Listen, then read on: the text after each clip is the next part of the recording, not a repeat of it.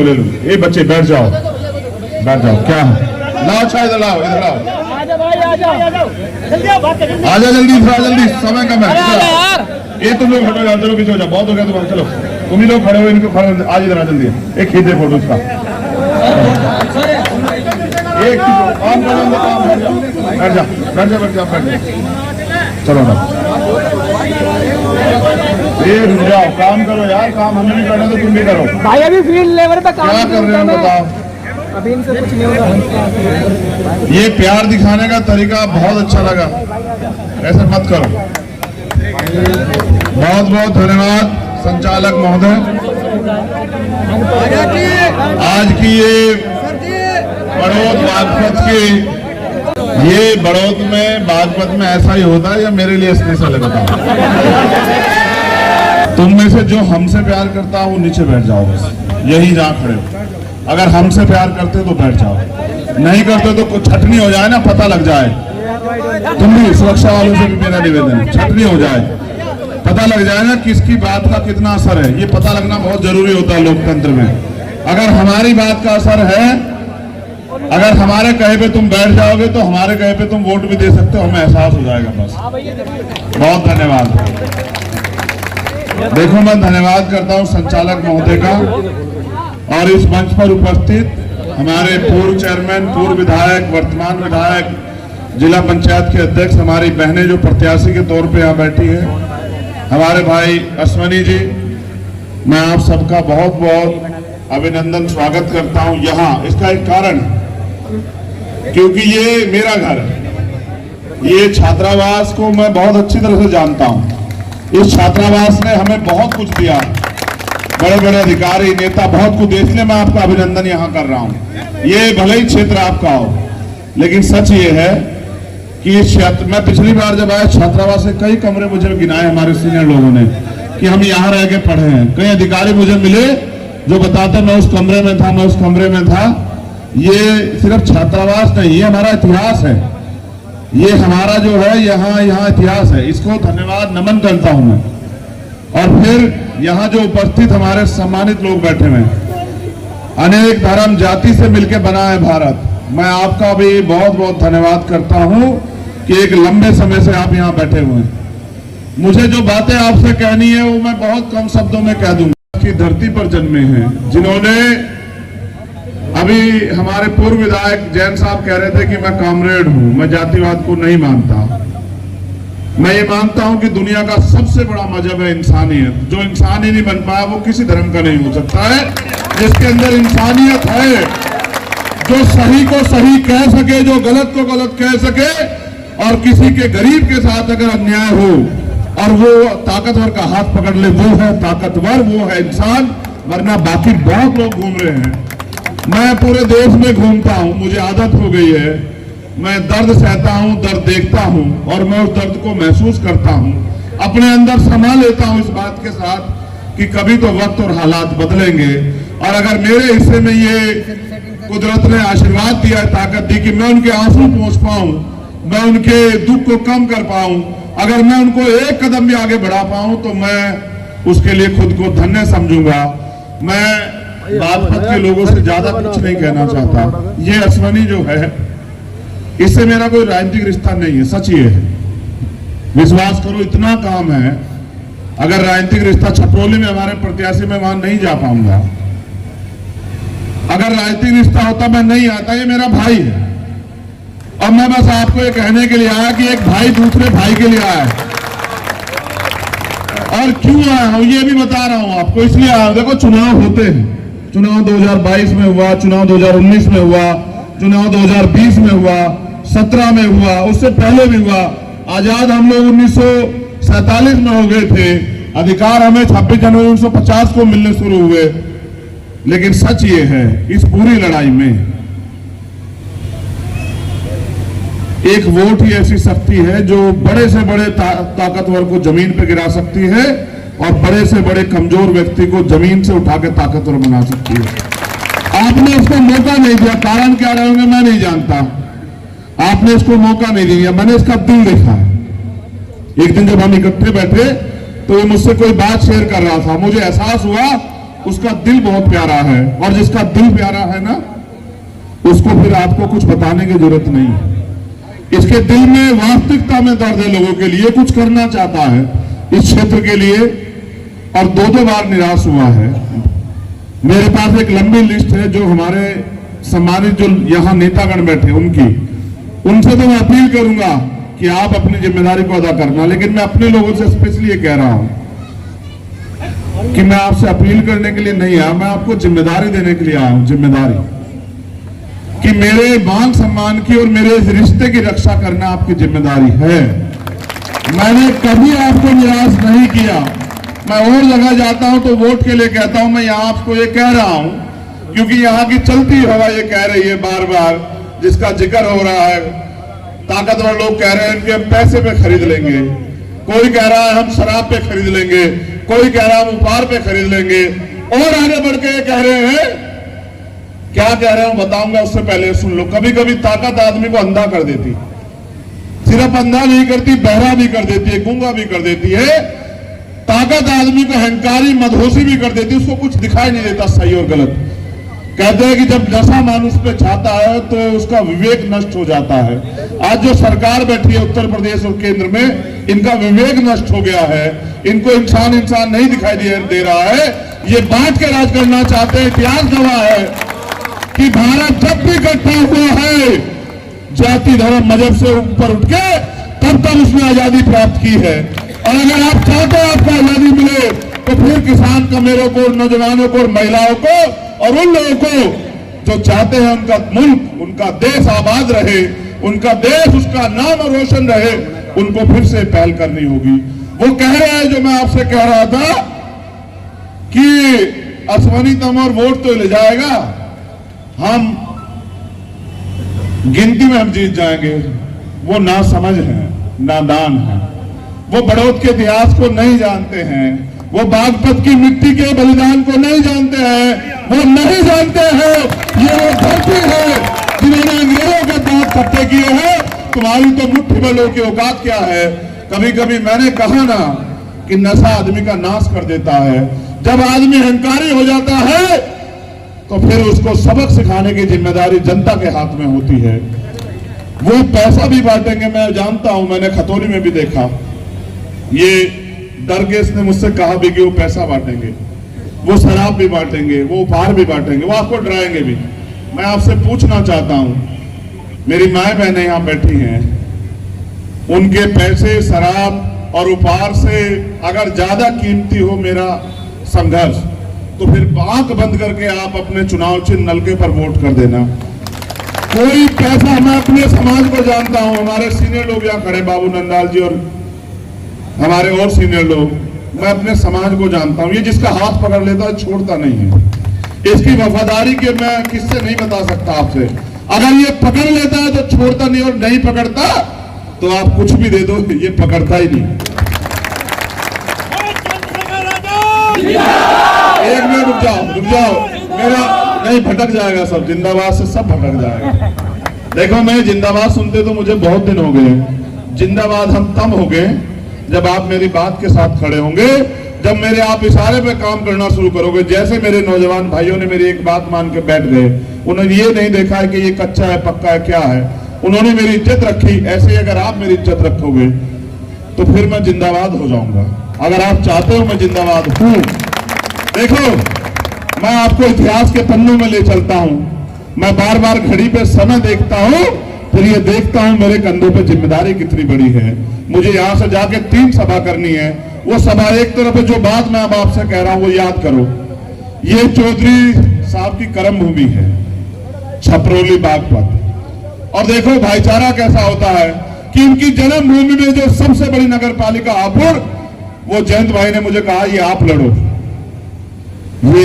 यहां से आप ताकत बनाओ। और बागपत जहां वो है बड़ौद, उसमें जो है मैं अश्वनी को कहूंगा कि वो लड़े, और आप देख लोगे अगर समय निकाल पाओ। मैंने उनसे ये बात कही कि ये जो इज्जत आप मुझे उसमें हापुड़ में दे रहे हैं, जबकि वो जन्मभूमि बैठती है चौल साहब की, वो आपका सम्मान है, आपने वो मुझे पगड़ी के तौर पे दिया। मैं इस प्यार को, इस रिश्ते को निभाऊंगा। और उसी रिश्ते को निभाने के लिए मैं यहाँ आया हूँ। मैं आपसे पूछना चाहता हूँ कि जब देश आजाद नहीं था तो इस देश के वंचित वर्ग के लोगों के अधिकार क्या थे? अधिकार जितने भी मिले उसके लिए संघर्ष करना पड़ा। आजादी से पहले तमाम क्रांतिकारियों के साथ बाबा साहब अम्बेडकर और सर छोटूराम मिलकर लड़ रहे थे। जब वो मिलकर लड़े तब शोषितों के हिस्से में अधिकार आए और उनके जाने के बाद जो थोड़ी बहुत जमीन आज हमें मिली है वो देन है चौधरी चरण सिंह जी की। इसके अलावा कोई रास्ता नहीं है। सच कहने में कोई परहेज नहीं है। उसी बात को मान्यवर काशीराम साहब ने आगे बढ़ाया और कहा कि जो जमीन सरकारी है वो जमीन हमारी है, जिन पे जमीन नहीं है उनको जमीन देंगे। मैं ये कह रहा हूं कि समय समय पे हम एक दूसरे को देख रहे हैं कि वो क्या करके गया, किस तरीके से उन्होंने पैरों पे खड़ा किया लोगों को। आज फिर वही घड़ियाल पड़ी। आज मैं और जयंत चौधरी जी, हम दोनों भाई मिलके हम सबसे लड़ रहे हैं। सरकार से भी लड़ रहे हैं, कुछ अपने नजदीकी अपने उनसे भी लड़ रहे हैं। क्या करें, कोई किसी को कुछ देता नहीं है, छीनना पड़ता है। जैसे बागपत में आपने छीना था ना, आपको याद होगा। पूरे प्रदेश पश्चिम में अगर एक जिला पंचायत अध्यक्ष है तो वो बागपत का खून और बागपत की धरती का बल है जिन्होंने छीन लिया। वरना बाकी लोगों को तो उन्होंने मार पीट के धमका दिया। ये जय किशोर ऐसे नहीं बैठा हुआ, इसको आपने बिठाया। जब आप जय किशोर को बिठा सकते हैं तो हम भी वादा करके कहते हैं कि हम अपने भाई, अपनी बहन बबीता जी को और भाई अश्वनी जी को भी बिठा सकते हैं। हम कुर्सी पे बिठा के छोड़ेंगे। अगर वो कुर्सी दूर होगी, मैं अपने लोगों से कहना चाहता हूं कि अपनी वोट से खींच के ले आना, उसको इतनी जोर से खींच के ले आना कि वो उसकी सरहद में हो। देखो, यही एक वोट है जिस वोट से और जिस वोट के कारण आप ताकत बना सकते हैं या जिस वोट की वजह से आपकी पूछ है। सरकार जो बैठी है उसका उन्हीं से मुकाबला है ना यहाँ। और आप जानते हैं उनका सच क्या? सच उनका ये है कि जब 350 रुपए का सिलेंडर था तब वो धरना लगाते थे। आज 1000 प्लस का सिलेंडर है, उनके मुंह से आवाज नहीं निकलती। उनकी कथनी करने में फर्क है। जब 50-60 रुपए पेट्रोल होता था तो वो 1 रुपए बढ़ने पे चेयरमैन साहब वो धरना लगाते थे। और आज आप देखो 100 रुपए के पास चला गया, उनसे सवाल कर लो तो वो देशद्रोही साबित कर देते हैं। इस देश में समय समय पे हर वर्ग के लोगों को लड़ना पड़ रहा है। जयंत साहब यहाँ बैठे हैं, एक तीरथ है वहां गुजरात में। उस तीरथ को उन्होंने जो है किस तरह से अपमानित करने का काम किया, आप पूछ के देख लेना, इनको पता होगा। उस लड़ाई को भी मैंने लड़ा। और समय समय पे किसानों की लड़ाई को आप देख लो, 700 किसानों ने शहादत दी। देश के प्रधानमंत्री जो सबके प्रधानमंत्री हैं, लेकिन आजकल प्रचार मंत्री है, मणिपुर जल रहा है, एक शब्द नहीं बोल रहे हैं, बस कर्नाटक में प्रचार कर रहे हैं। ये इनका राष्ट्र प्रेम है, ये इनकी सच्चाई है कि इनकी कथनी करनी फर्क है। एक शब्द नहीं निकल रहा। आपके देश का एक सूबा जल रहा है, ये है इनकी इंसानियत। इसलिए इनसे नफरत है हमें कि ये अगर मानवता के विरोधी हैं तो हमें मानवता की लड़ाई को लड़ना है। मैं इनसे जिक्र कर रहा था कि किसानों की लड़ाई, 700 किसान शहीद हुए। कितने? 700। एक सिंगल शब्द नहीं निकला। जब कहता है मेरा सीना 56 इंच का है, एक शब्द नहीं, एक आंसू नहीं। और अभी हमारी बेटियां वहां दिल्ली में बैठी हैं, अन्याय अपमान का सामना करके लड़ रही हैं। एक सिंगल शब्द नहीं निकल रहा इनके मुंह से। क्या क्या नहीं सहा देश ने। हमने जब भी अपने अधिकारों के लिए आवाज उठाई तभी लाठियां पड़ी। मैं सैकड़ों मुकदमे अपनी पीठ पे लेके घूम रहा हूं। जहां जहां जाता हूं न्याय खिलाफ लड़ने, न्याय दिलाने, वहां इनकी पुलिस और सरकार का मुकाबला करना पड़ता है। अभी मैं पिछली जगह गया फरीदनगर में, वहां आप देखो इतनी मजबूती से हम लड़ रहे हैं। इन्होंने हमारे प्रत्याशी को जिला बदर करा दिया, जिला बदर। और क्या कह रहे हैं जाके वहां? घमंड, अहंकार देखो। कह रहे हैं कि वोट भले ही तुम्हें सारी पड़ जाए, हम हरा देंगे तुम। यही रहूंगा गाजियाबाद के आसपास, मैं देखूंगा कौन हराएगा, तुम चिंता मत करो। इतना ही समय लगेगा जितना लगता है आने में। अभी जितना लगा है ना, ये गाड़ियां वो 100 प्लस की स्पीड तो दौड़ती हैं। इतना ही समय लगेगा आने में, हम भी देखेंगे कौन हराएगा। ठीक है,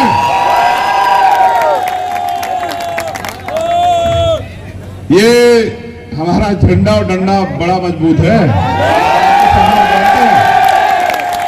और हमारी लड़ाई हमेशा न्याय की रहती है। आज तक कोई गवाही नहीं दे सकता कि किसी गरीब के खिलाफ हम लोग लड़े हों। आज तक नहीं कह सकता कोई, आज तक नहीं कह सकता कोई किसी जाति धर्म की महिला रही हो, क्योंकि हमें हमारे गुरुओं महापुरुषों ने सिखाया कि सभी बहनों के सम्मान की रक्षा करनी है। हमने सबकी लड़ाई लड़ी और आगे भी लड़ते रहेंगे। इसी वचन के साथ हम है कि जनहित में जो भी कर पाए उसको हम करेंगे। मेरे पीछे से पर्ची आई, उन्होंने कहा चौधरी चरण सिंह जी और बाबू जगजीवन राम जब जब मिले सत्ता परिवर्तन हुआ है। सत्ता परिवर्तन संघर्ष से होगा और संघर्ष के लिए लोग तैयार हैं। किसान बंजर भूमि को चीर के, उसका सीना चीर के फसल उगाता है और किसान जानता है कि कौन सा बीज ऐसा है जिससे बढ़िया फसल होगी। मुझे आपको कुछ बताने की जरूरत नहीं है। अश्वनी जी यहाँ बैठे हैं और ये तमाम धर्मों के लोग ये गवाही दे रहे हैं कि अश्वनी जी इस बार यहाँ से ताकत में जा रहे हैं। एक और हमारी प्रत्याशी है यहाँ पर खेकड़ा में, बहन रजनी धामा जी, मैं उनके लिए भी अपील करता हूं। इन दोनों का चुनाव सिंबल जो है नलका है, आप इनकी मदद करें कि आपके कंधों पे मेरे सम्मान की जिम्मेदारी है। आपको ये करना है कि जो वोट, देखो सीधा सा मुकाबला है गठबंधन का और भाजपा का, और जो वोट इधर उधर हो रहा है, ये बात मुझे भी आपसे कहनी है। एक तो उनके किसी लाभ लालच में नहीं आना, क्योंकि फैसला 5 साल का है, एक दिन का नहीं है। और मान्यवर काशी राम साहब हमें सिखा के गए कि वोट की रक्षा बहन बेटी की रक्षा की तरह करनी है। वोट को बेचना नहीं है, वोट को फेंकना नहीं है, जिम्मेदार आदमी को सौंपना है। मैं ये कह रहा हूं, अश्वनी जिम्मेदार है, आप इसको वोट देना। मैं वादा करता हूं, आपका भाई आपसे वादा करता है कि आपको काम के लिए कहीं नहीं जाना पड़ेगा, ये आपके घर पे आके आपका काम कराएगा। मैं इसको जानता हूं।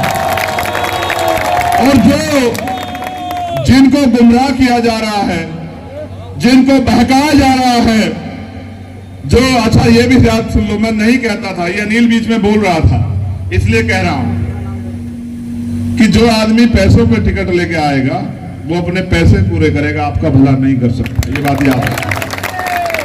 और जो पैसे आज आपको देगा वो कल आपकी खाल खींच के पैसे लेगा। समझ रहे हो? समझ रहे हो? वो पैसे दे क्यों रहा है? आपको खरीदने के लिए। मैं आपसे पूछ रहा हूं, आप बिकाऊ हो? ये सतगुरु रविदास जी महाराज के बच्चों को खरीद सकता है? देख लो बागपत वाले, बड़ौत वालों, मैं इसको हामी भर दूं पक्का? खतौली की तरह इज्जत रखोगे? खतौली में तो एक हमारे बड़े से मंत्री और बड़े से मुख्यमंत्री सब लगे हुए थे और जाके कह रहे कि नहीं हम जीत रहे। मैंने इससे कहा से कि जिस दिन रिजल्ट आएगा मेरा समाज ये साबित करेगा कि चंद्रशेखर के संघर्ष में ताकत है। और मैं यही भी कहता हूं, बस एक ही निवेदन है कि ये जिसको गले से लगा लेता, अगली बार मुझे नहीं आना पड़ेगा, याद रखना। ये जब गले से लगा लेंगे छोड़ेंगे नहीं। तुम छुड़ाना भी चाहो तो भी नहीं छोड़ेंगे, अगर छुड़ाना भी चाहोगे नहीं छोड़ेंगे। बस ये मान सम्मान चाहते हैं, तुम इनके मान सम्मान का वो रखना। ये तो किसान का मेरे लोग हैं, ये तो मेहनत मजदूरी अपनी करते हैं तब अपना पेट पालते हैं। मैं इनमें से एक हूं, मैं इनको जानता हूं, ये मान सम्मान के लिए लड़ते हैं, इनको और कुछ नहीं चाहिए।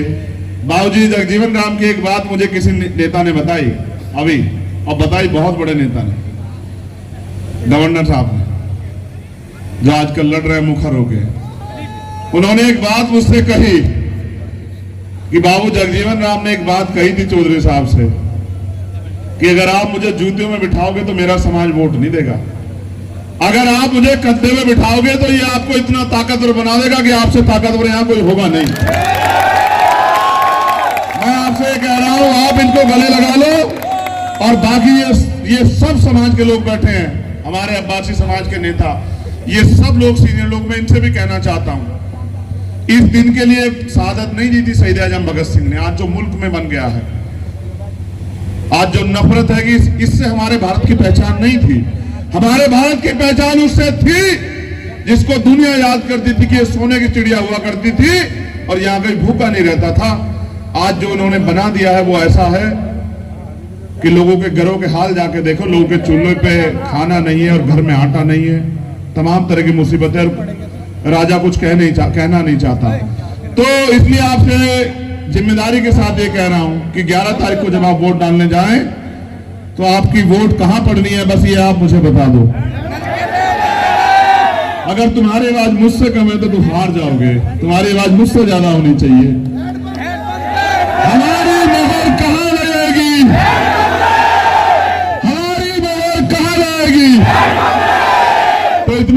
से नल चलाना कि बड़ौद की सारी गंदगी बह जाए और यहाँ प्यार ही प्यार बह जाए। मैं किसानों से भी कह रहा हूं, आप मन बना लो, ये नहीं देंगे एमएसपी की गारंटी, हम एमएसपी की गारंटी भी देंगे दोनों भाई, और किसानों को सुविधा भी देंगे, और कमेरों को भी, मजदूरों को भी न्यूनतम वेतन देंगे। आप मन बनाओ, इतिहास गवाह है कि मान लो तो हार और ठान लो तो जीत। आप ठान लो, आप इस बार ठानो असवारी भाई चेयरमैन, और आप आगे ठानोगे 2024 में तो यहां से सांसद भी आपका होगा। धन्यवाद।